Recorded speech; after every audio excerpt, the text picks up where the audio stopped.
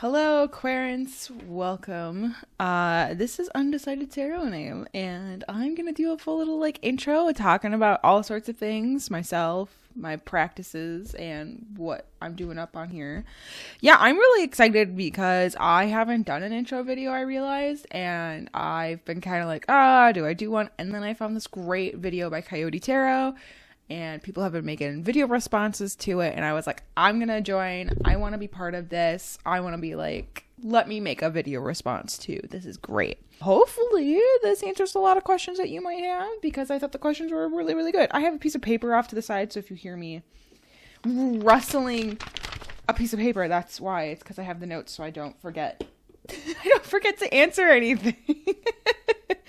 So first and foremost, and I'm going to do these questions out of order, so if you've watched anybody else's, well, that's too bad. I'm about to shake it up. How did I decide on Undecided Tarot Name? Undecided Tarot Name because it came up because I couldn't decide on a tarot name. It's quite literally it. I also was aware that a lot of tarot tubers have changed their name at one point or another, and I was like, you know what? Why not just allow myself the freedom to not have to pigeonhole myself right off the bat, and we'll just go with undecided, because let's be real, I'm undecided on a lot of things, and I was like, I know I want to make tarot content, some sort of tarot content, so here I am making tarot content with the name Undecided, and I love it. Next up, where am I from? I'm from Minnesota in the United States of America. So if you have been trying to figure out why I say my vowels the way I do, that is why I'm Minnesotan. Now, interestingly, the next question is about how long have I been doing tarot, and I have been listening to other people's responses to this question, thinking I have so little experience and all that jazz, and then I'm finding out I'm right in the range of everybody else. So I think I just kind of joined the tarot boom of the COVID era. So shout out to everybody else who also kind of found tarot during COVID. But my history with tarot and wishing to do tarot is longer than that. I have always been attracted to playing cards. I used to collect decks of playing cards as a kid. I don't think I own most of those decks at this point. I got rid of a lot of them. I grew up in a very Christian conservative household. My grandfather actually banned playing cards. I never met him. He had passed away long before I was born. He had actually a whole thing about, he didn't allow cards in the house, and it was for gambling reasons. And it was very interesting because every time I would collect cards, people would be like, oh, your grandfather would hate that. So interestingly, I have always had an attraction to cards. I've looked into all sorts of cards, and tarot was always something that I was interested in, but because I had kind of always been told it was fake or shameful or whatever, I never participated or got a deck.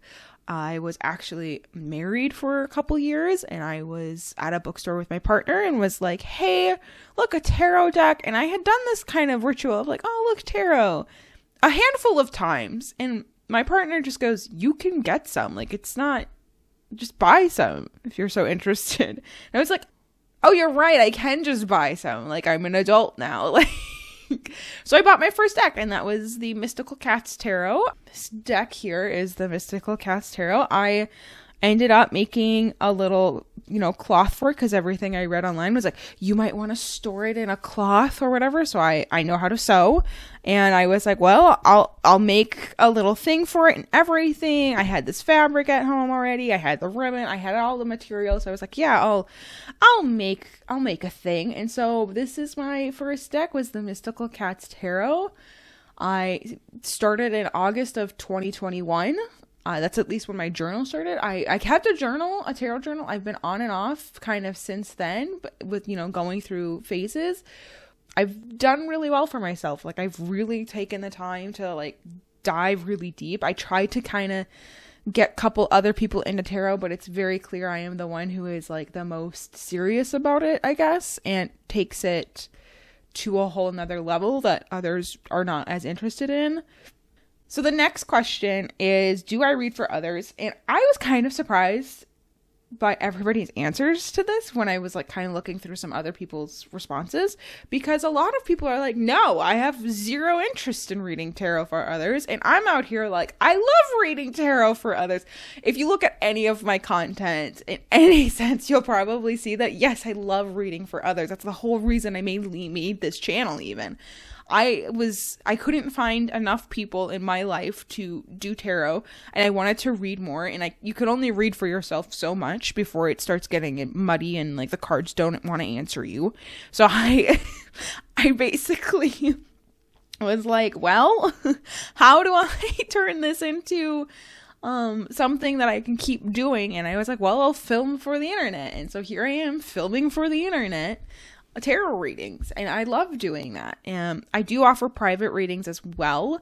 I love getting to do in-person readings. Anytime I can actually do in-person readings is great. I have been trying to figure out how to do more in-person readings, or doing like an event or something. I've been looking at places and spaces that will kind of allow me to do it, because I know not every space is tarot welcoming. So I have been kind of playing it out by ear and seeing what's happening and looking around, but I'm really excited to, continue this in the future. I would love to just keep tarot reading. I love doing it. We are going to start looking at some decks, which I'm really excited about, and I want to talk about, first and foremost, how many decks do I own? It's not as many as some, and probably more than others.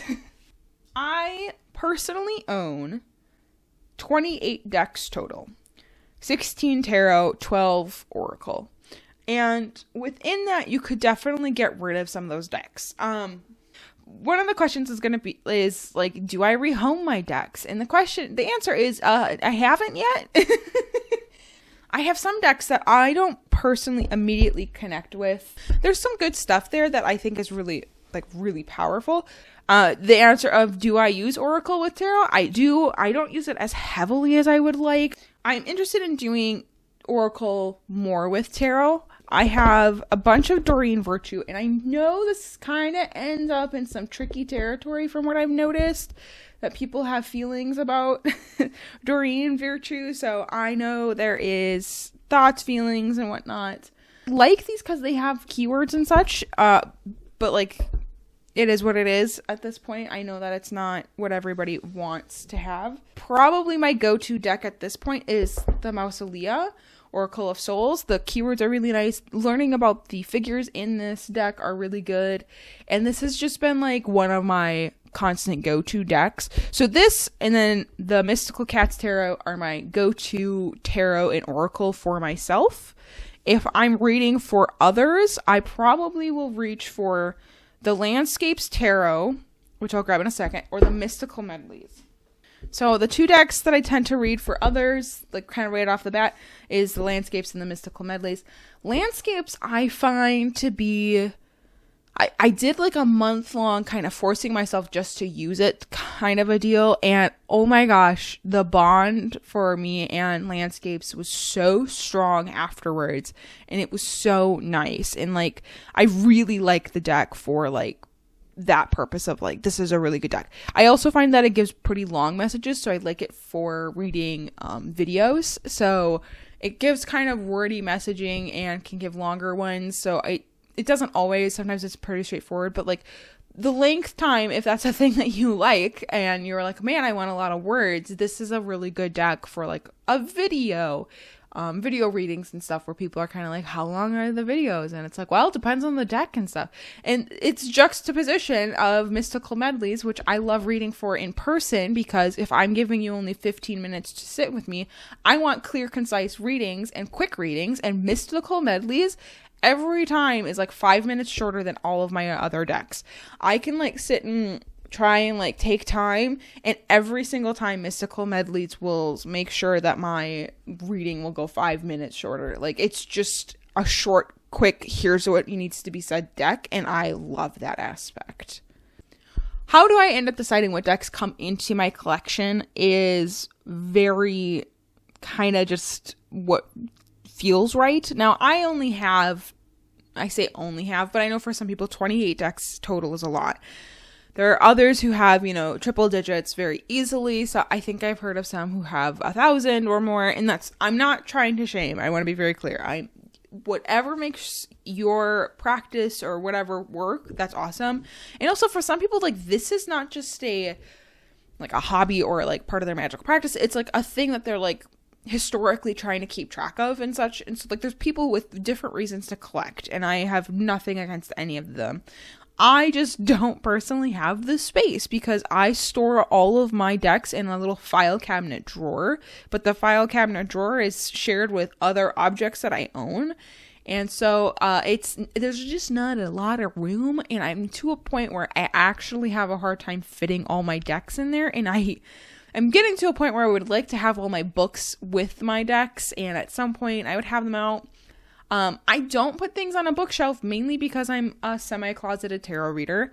Not everyone in my life knows that I read, and so I can't just be like, hey, let me just have everything out and about, because I don't necessarily want to have to like rearrange a bookshelf every time somebody comes over. So I am semi-closeted in that sense. I don't necessarily want to have that conversation every time. But decks come into my collection just kind of based off of if I really like them. I do a lot of secondhand deck shopping, so typically it's kind of whatever mass market has finally funneled back to a used bookstore kind of a deal is usually how I end up with them. There's a little running list that I have right now of decks that I am interested in.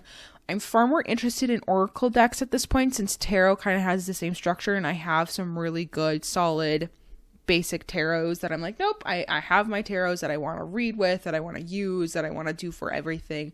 So tarot wise, I feel really good. Oracle wise, I'm always down for more. I want to get a chakra based one. I would love some more angel decks. There's like an angel numbers deck that I'm very curious about and I really would like, but I need to it seems like it's one of those decks that I have to be very careful of, like people making fake versions of it. And then Doreen Virtue has a bunch of angel decks that I am curious to get my hands on, that I would be like, ooh, these might be fine. But yeah, I'm curious about having more spirit deity kind of based decks and using those to channel potentially like a particular being or something to work with and such. We are going to talk about though how I would describe my deck collection.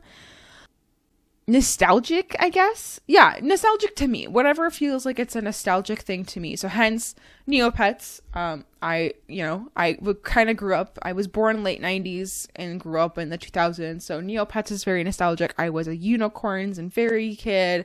So things that feel comfortable to me are really nice. And then things that just are like, I love a very nature-based deck. I love my mystical cats. So yeah, like animals and nature, and then probably just like anything that feels nostalgic.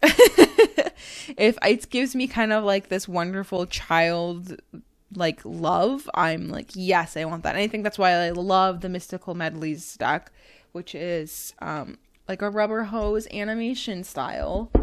I love rubber hose animation. It's one of my favorite things. I'm a big fan. And so for me, this deck is very fun and very precious. And I know it just doesn't hit home for everybody, but I love that deck. There's so much fun stuff in there that I'm like, yeah, no, this moment with Pinocchio, or like this Betty Boop looking character and talking about like Betty Boop and stuff. Like there's some really cool messaging that can happen. And then of course, I love unicorns, fairies, and all that. So like that kind of coming in is really nice as well.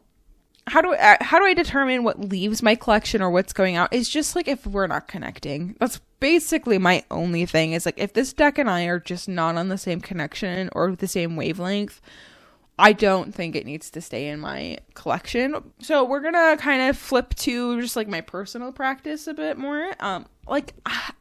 I'm not a witch. I want to kind of make that clear, is that I would not consider myself a witch.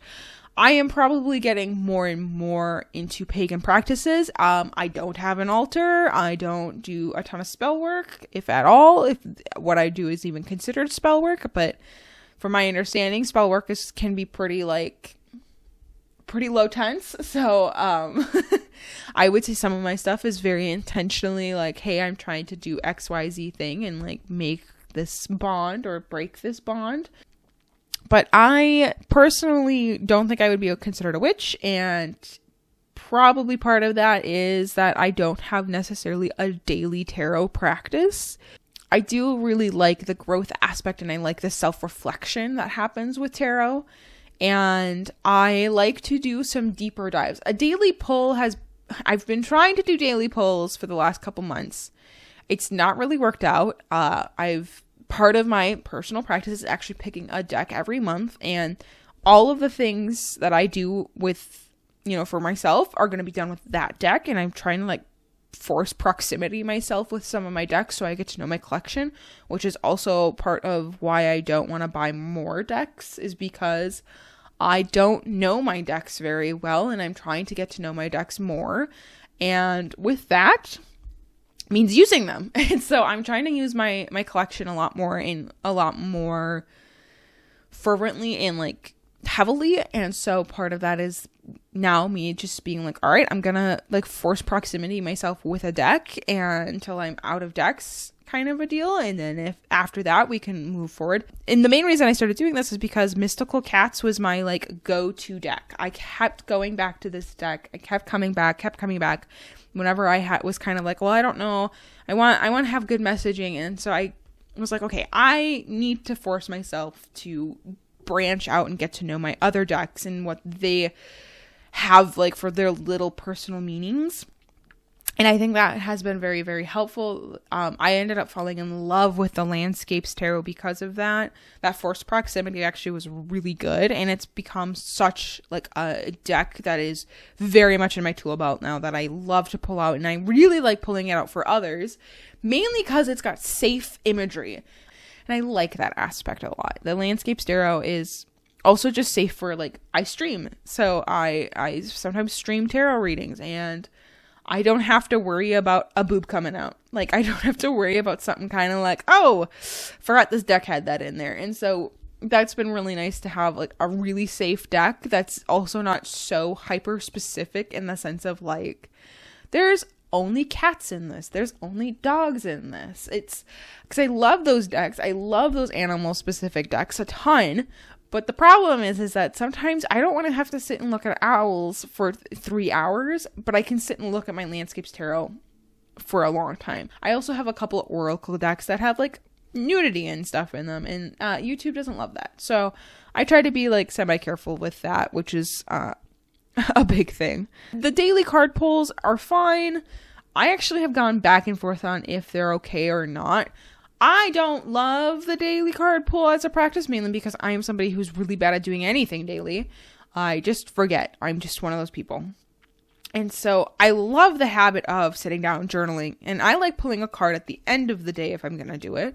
I like sitting back, reflecting on my day. How did it go? What things should I learn from? What things can I, take and bring forward? All of that. I love that.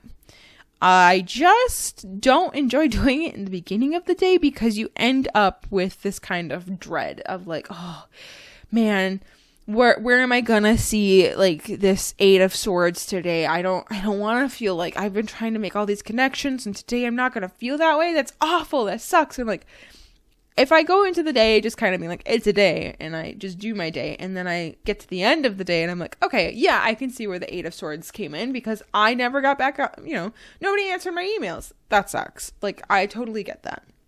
Personally, I just like doing a larger spread and having, giving myself, an hour or two to really sit and dive into a personal spread. That's been more what my tarot practice is, and that can happen here and there. I've been doing pretty good at like the new and the full moon doing a tarot reading for myself. That's been good.